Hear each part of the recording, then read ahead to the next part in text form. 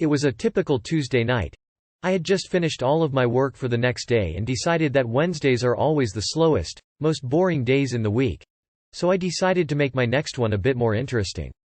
Wednesday, I got myself out of bed at my typical 6:30 a.m. to get ready for work. My psychologist prescribed me 100 mg tablets of the SSRI Sertraline, more commonly known as Zoloft. I popped in 5 tablets, 500 mg, and went on my way. About an hour later, I noticed that I was feeling severe nausea and massive stomach pains. I went home from work and lied down all day, being unable to sleep because of the severity of the pain. Then around 10 p.m., I pulled myself out of bed for some dinner, which I decided later not to have. I felt like I should have thrown up Ourdaddy, and was hesitant about eating anything. So I put on my favorite Beatles music, some Hendrix and then some Doors to try and get me to sleep. The lights were pitch black, and I had come to the conclusion that Zoloft was a weak drug. Boy, was I wrong.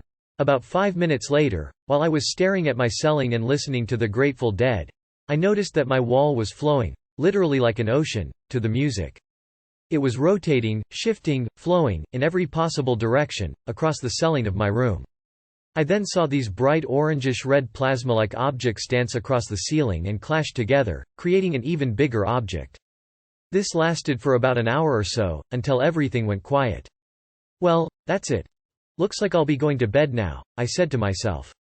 All of a sudden, my jaws started spasming, and my teeth started chattering. Complex retinal visions filled my ceiling for hours upon hours. The next days were normal ones. Nothing else happened like what happened the first night. But my eyes stayed massively dilated for over 3 days. P.S.